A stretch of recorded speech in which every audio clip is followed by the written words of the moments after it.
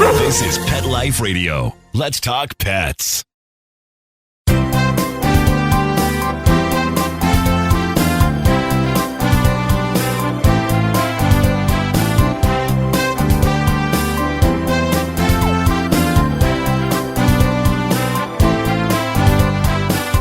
And welcome. You are here live this wonderful Sunday morning or afternoon, wherever you happen to be on this lovely Sunday.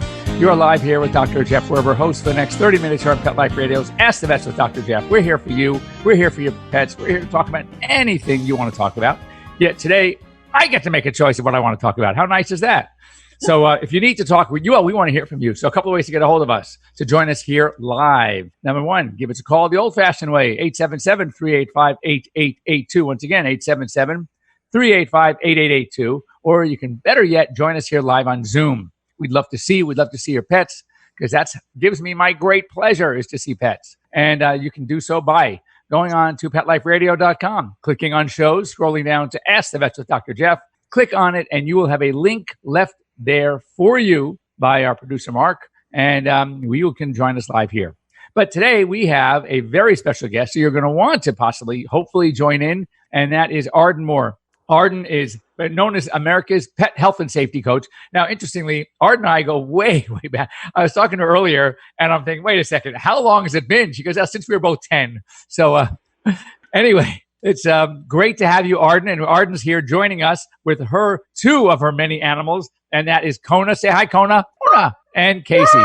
And I was telling Casey is an orange tabby and one of my favorite of all cats. And it's interesting. I have 5 cats now. I've had dozens and dozens of cats. I've never had an orange tabby, and I love them. Anyway, Arden, how are you? I'm doing great, Dr. Jeff. It's really nice to see you. And this is, in all my years, my first orange tabby. Oh, really? And now I have 2. It's like do you really? M&Ms. You got to keep getting them. I'll tell you, he looks like he's got something more exotic in him too. Maybe I don't know. He looks great. Beautiful. This is his favorite way to be held. So anyway, Arden Moore, let's talk a little bit about you. First of all, you've been in the pet world for as long as I've known you. And where did this? I mean, I know my love affair with pets started when I was 5, and my parents said I never talked about anything other than being a veterinarian. When did this happen for you? I think in the cradle, too, in the womb. I grew up in a very big pet-loving family in Crown Point, Indiana. Okay. That's the city where Dillinger escaped from our inescapable jail with a soap bar that he blackened into a shape of a gun. Yay. Yeah. But my dad always loved pets, my mom, and ever since I was a kid, I've always had dogs and cats. And I'm a journalist, so it's nice to be able to give good information in a variety of ways, how to bring out the best in pets and their people. That's my motto. So we had even a duck named Quack Quack. Did you? All right, so let's first of all talk about this title of yours, which I love, and that is America's. That's great. When you're America's anything, that's good. Health and safety coach. And you do a lot of educating, which is really great. Let's talk about that for a second because of all the potential dangers. You just mentioned one when you were on the chatting earlier about the plastic bags. And it's so interesting. When I see a shopping bag sitting on the counter, and I have 5 cats, I immediately, there's certain things that can happen in advance of them hopefully happening. So let's talk about that. Well, and I am a master in pet first aid. I teach people to be instructors. I work with first responders, veterinarians, vet techs. Pet First Aid for You is veterinary approved. We got a team of advisors. I should recruit you, Dr. Jeff. There you go. No time and just make sure I give the right information. But I feel like the best gift we can give our pets is a gift of safety. And in this COVID time, this crazy COVID time, some of us are kind of carbo-loading a little bit more. And we might not be so clean in our housekeeping because nobody's coming over to our house. Unfortunately, as you know, our dogs and our cats have powerful noses. They can sniff out one of these bags that don't make it in the trash can, and they can actually suffocate in less than 5 minutes. So I'm on a big campaign to help us realize these harmless snack bags could be deadly to our pets. So come on, guys, clean up the house. I want to, while you have that out, before you put that away, Arden, I want people to understand a comment you just made about their noses can sniff out. If that was brand new and it was sealed, Okay. And I asked you on the bag at the market, you haven't even bought it yet. Not even know. Can you sniff the bag and say, and can you tell what's even inside it if you're blindfolded? Not a chance. No. A dog, their noses are so sensitive, they can actually not only smell what's inside, if they could talk, and many of us think our dogs do talk to us, they can actually give you every ingredient in order. That's how sensitive their noses are. So don't think because a bag is someplace sealed up that it is safe. No food stuff is safe anywhere around a dog. We have 5 million nasal receptors. They have 250 million. They have 50 times what we have. That's amazing. So we got to be really, really careful. That's a great piece of advice. Thanks, Dr. Jeff. Now let's talk also. I know that you teach CPR. Yes. And, I know you have a great demo dog because, I heard that Kona is dying, a little ice cream Kona there, to teach us how. We're going to show you now, with apologies to your UC Davis training. When I teach CPR for people, I want them not to be afraid, and they don't need a lot of big words. We want to teach in a fun way with rhymes or something so that they remember and they launch right into it. So, Connie, you want to show Dr. Jeff a quick way to do CPR? Yeah, come on. I want to meet him too. Can I meet him? Yes. So we put her in class, either COVID, Zoom, or live.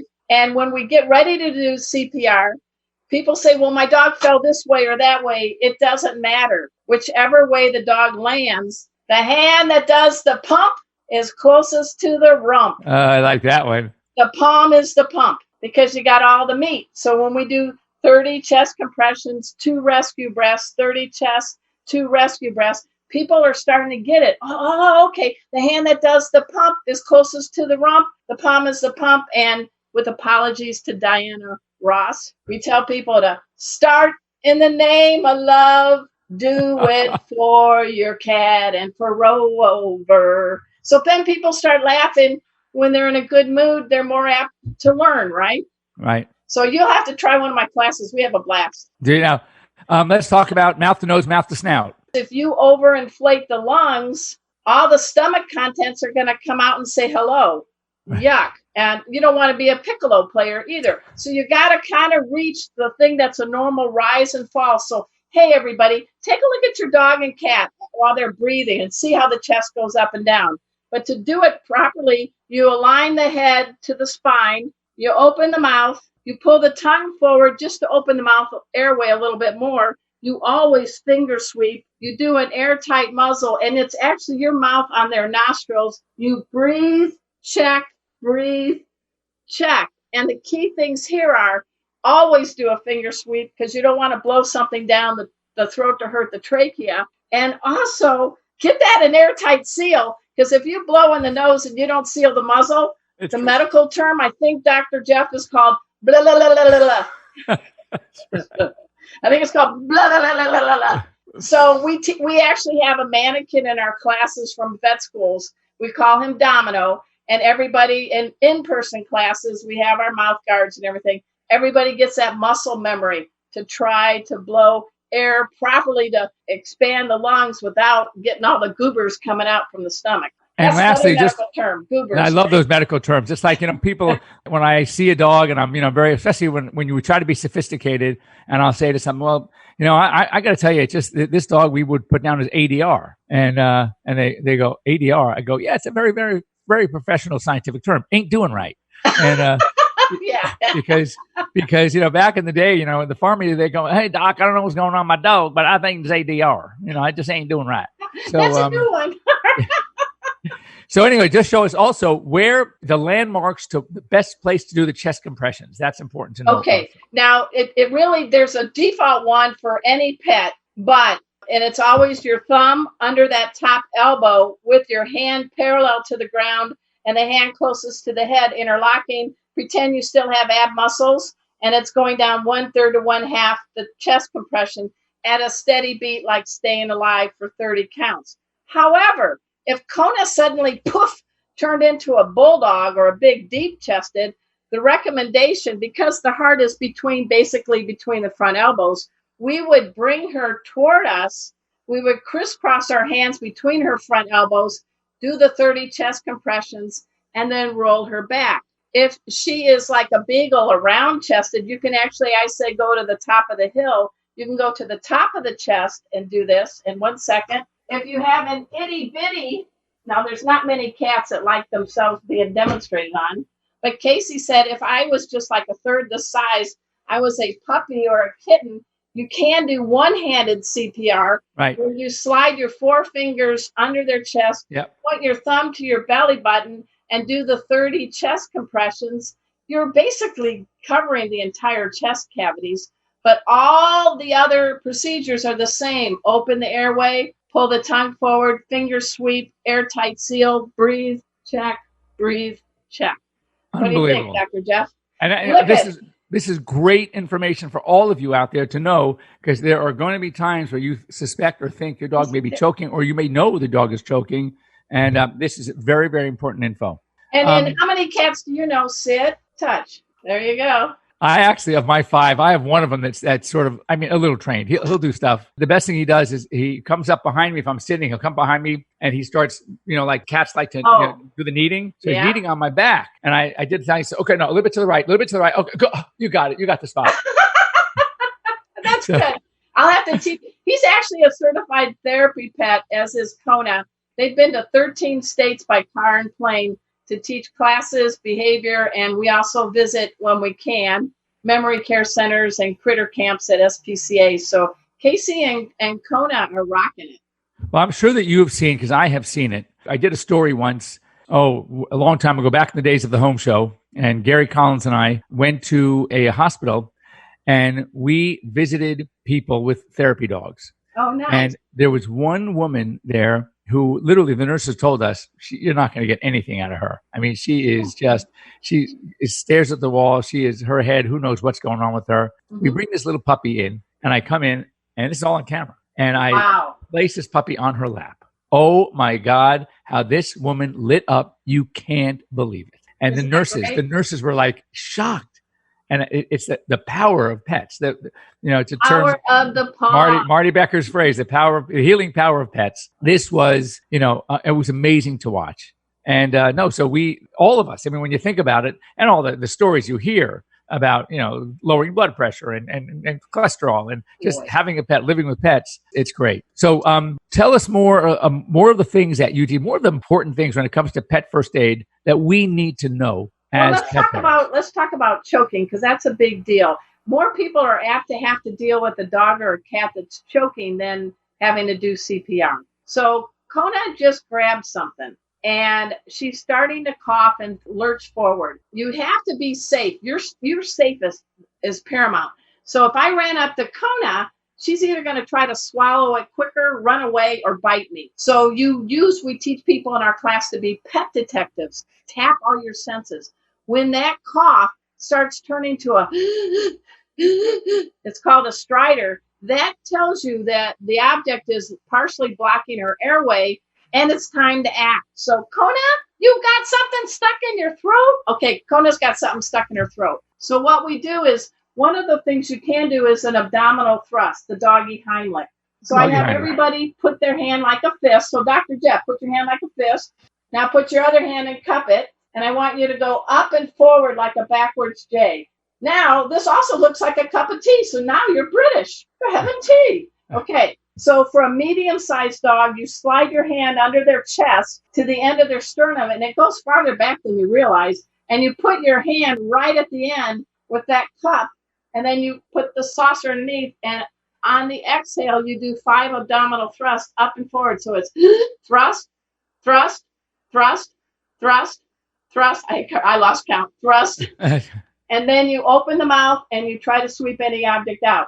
If she's breathing okay, but there's no object in her mouth, it means it's got swallowed. And we don't have x-ray visions, so we need to go to the vet and get an x-ray, because I know you can tell your audience some of the crazy things you found using in a belly, especially the poor lambs. Yes. Do anything. And I have those too. All right, don't go away, Arden. We're going to be back in a few minutes after we hear these words from our sponsors, and we're going to come back more with Arden Moore. How do you like that? And so don't go away. She's a purebred, orange and white, Brittany. But when we adopted April, she started scratching like crazy. I said, what you put into a dog is what you get out. DINOVITE.com. So we had a huge scoop of Dinovite in her bowl. She licked it clean. She loved it. Her coat is now soft. It's silky. Dinovite is nutrition. You get some Dinovite, how happy your dog will be. On Dinovite, she's Little Miss Hollywood. DINOVITE.com.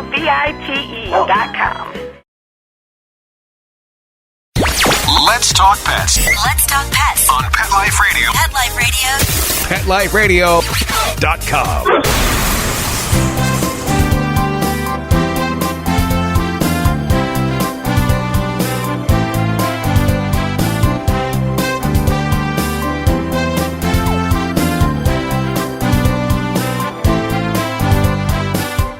And welcome back. You're here live with Dr. Jeff Werber and our special guest, Arden Moore.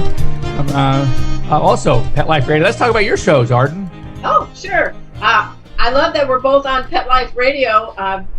Jeff, Dr. Jeff, that's kind of cool. My show's called Oh Behave. Oh Behave. I remember that. I was on Oh Behave. We're going to have you on again, like maybe really, really soon, in about 10 minutes.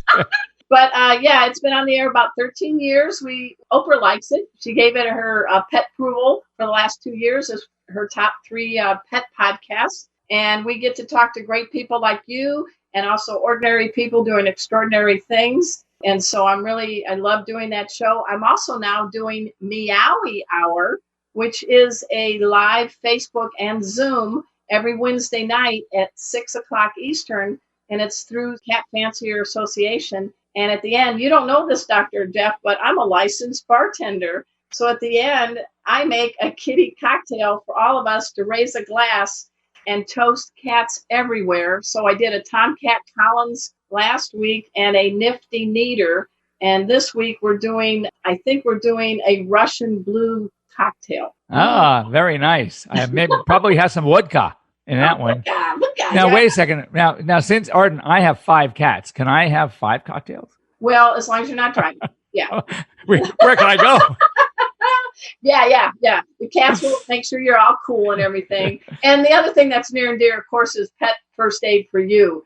And since COVID, I do all my classes via Zoom. And I thought maybe you can understand too. Man, this is a bummer because I can't be in person with a real cat and a real dog. But it's turned out to be a blessing because I'm in a tiny house here in the backyard of my Dallas home, Ard's Den. But everybody I can see in my class, and they have their dogs and cats with them. So I can actually guide people in their homes using MacGyver tips, as I call it. And so they get to learn how to splint a leg, do CPR and everything. And I'm right there watching them. And dogs and cats can be kind of crazy or stressed or whatever in a strange environment. This way they're in their own home. So it's actually a blessing, a silver lining. Now, let me ask you a question. Now that you're doing this, and many of us are forced to do things on Zoom, and we'll talk about this a little bit later. But as a practicing veterinarian, I kind of have, who, by the way, has been concierge his entire career. So I have taken calls from my clients. I still have a pager. I don't use it. I don't have to use it now with cell phones. And so I know from myself, from personal firsthand experience, the name. But when all the first aid things that you teach and that you cover, okay, what percent, just a guesstimate, I'm curious to know what you think of quote unquote emergencies really were emergencies, i.e. things that a pet parent can't take care of at home until they get to see their regular vet in the morning? I think it's more incidents than percentages. I can't really tell you, but if they have an arterial bleed, or they stop bleeding, or bloat, they're drowned in a pool. But there's a lot of things like if they just nick their ear a little bit and it's a capillary bleed, there's a lot of things about pet first aid that you can do that doesn't require a veterinary visit. Nail bleeds are a booger. And I always tell people, gravity is your guide. Never let a dog with a pulled yank nail stand up because the heart's going to just keep blowing out the thing. So I think our role in first aid is to be that life-saving bridge between the and the veterinary clinic. Right. So I'm a big fan of veterinarians, but being preventive, figuring out things like picking up the snack bags and get those chicken bones away. If you can do a better job of being a pet detective and pet-proof your home, you're going to have less of a chance for an So I don't know if I answered your question, but there's a lot of things that we can do that can stabilize. If a dog gets stung by a bee and they're not going into anaphylactic shock, you can just use baking powder and a little paste and do that. However, if their mouth is getting to be like Puff Daddy, we do show how to drip in the diphenhydramine from a Benadryl or something. Right. Good for you. And you mentioned something about the prevention. And two things that we're going to talk about that are very preventable. Okay. And you mentioned one of them already. Toenails. Oh, yeah. Learn how to trim your dog's toenails. Yes. And cats. Because when we see those ripped off toenails and they come in, what do we see the rest of the toenails look like? They are so long. No wonder why they got caught on something. Or so keeping your dog's nails short. And the second thing that is very preventable, of course, nothing's 100%. If you keep ears clean as a routine, the chances of getting an ear infection are a lot less. And interestingly, again, I'm a Labrador nut. I have my lab. And Labradors and ear infections are so common. Cocker Spaniels and ear infections are so common. It has a lot to do with the ear itself, the weight of the ear. Yeah. And how much does this dog like to get the ear wet? And I always say a wet, clean ear is not going to get infected. Okay. But a wet, dirty ear is going to get infected. Why? Because when their ear gets wet and it's already a lot of debris and stuff that you didn't clean out as you should, learn how to do it, then the water now takes that and makes it heavier, and it goes down to the bottom of that long, vertical and then horizontal ear canal. And now it's stuck there in a sense. And that's what's going to lead to infection. That's perfect. I mean, in our classes at the end, it's kind of a treat. We do a head to tail health assessment. And one of the things is we not only look and inspect, but sniff the ears. Mm-hmm. There shouldn't be coffee grounds. It shouldn't smell like dirty socks. The sooner you can prevent it, the more you save your money, the more you can keep their health.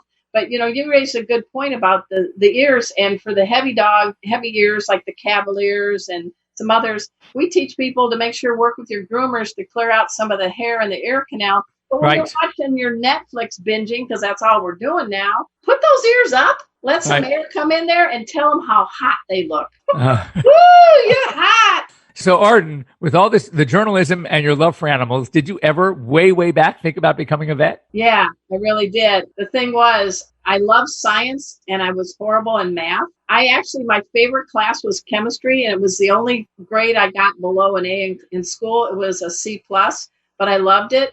So it was only till later that I got connected all the dots. But yeah, if I could come back again, I would love to be like you, Dr. Jeff, where you can combine your skill of medicine and communication. It's interesting. I was told, I think I've told this story. I don't know if many of you heard that, and I think I've talked to you about this. I went to Berkeley in the early 70s, and I was not a stellar student. Okay. I was so not a stellar student that when I applied to vet school, and back then, if you were coming from a state that had its own vet school, you can only apply to that school. So I was stuck at Davis. They didn't have these schools out of the country, and it was basically Davis or bust. You couldn't even apply to another school if you had a vet school in your state. So here I am, was stuck going to Davis, like not such a terrible thing. Anyway, after my third rejection, I'd gone up and what can I do? I went to grad school. I did really well in grad school, but my grades were really bad. I just have to say, I'm being honest. So the dean of admissions looks at me and he says, I guess I have to tell you, he says, you will not get into vet school at UC Davis. Do you have any relatives in other fields of medicine? Well, God, dentist, maybe you should apply to med school, dental school, but you will not get into vet school. Literally, it wasn't you may not. Oh, I have concerns. You will not get into vet school. Wow. So I was so dejected, of course. And I talked to a colleague that I worked with at Berkeley Dog and Cat Hospital, a guy named Dr. Jan Dietrich, who applied 5 times from Colorado College. And he told me in a much not so nice way, tell him to go to hell. He said it differently. Anyway, I did listen to him and I applied a 4th time and I got in my 4th try. Anyway, P.S. I think they felt sorry for me, which is why they let me in. But being in school and when you finally are following your passion and you love it, I don't even think, I know I studied, I did, but it never felt like studying. And I finished in the top 10% of my class. And they thought I never knew that story. Wow. Yeah. Well, I guess can I change the clock? Because I want to be Dr. Jeff and go back to there you go. School. I would have gone to Purdue because I went to Indiana, of course. Yeah. And a good vet school too. So anyway, that's how we have time I do like working with vets and I do like writing. But I'll tell you, my mom years ago, she passed away. I was covering everything from serial killers and Super Bowls and space shuttles. and my mom on her deathbed. That's worse than your professor saying you can't. Yeah. That, Arden, are you going to spend your whole life just writing about what others are doing? Or are you going to follow your passion? And she's the one that kicked me in the butt to get me into teaching pet behavior and teaching pet first aid and things like that. So, we sometimes have these people in our lives that really, in their own way, your guy was kind of like, you can't do this. And you're like, oh, yes, I can. And my mom was like, please do this. And I'm like, okay. So you got to listen. Yeah, you got to listen. And I'm glad. And by the way, I bumped into him at a conference. Oh, yeah? Years later. Oh, yeah. And he, again, I was pretty well known by this point. He came to me, gives me a big hug. Oh, my God, Jeff Werber, we are so proud of you back at Davis. I said, George, do you remember what you told me back in 1978? That I will not get eventually UC Davis. So I showed him. That's good. You had your day to say. I had absolutely. All right. Anyway, great having you. You are welcome anytime. Anything you want to talk about, we would love to hear. And we will be back here next week, everybody. Same bat time, same bat channel here on Pet Life Radio's Ask the Vets with Dr. Jeff. And I think I have a guest coming in next week also as well. Very interesting guy. So anyway, have a wonderful week, everybody. Arden, I will see you very shortly. All right. Thank you again for letting Casey and Kona be on your show. We love what you do for pets and for people. And check out Arden Moore and Oh Behave here on Pet Life Radios, and one of the top shows here on Pet Life Radio. So we're very lucky to have you. Thank you so much for joining us, and we will see everybody next week. Mark, goodbye, and see y'all next week. Be well. Let's Talk Pets every week on demand, only on PetLifeRadio.com.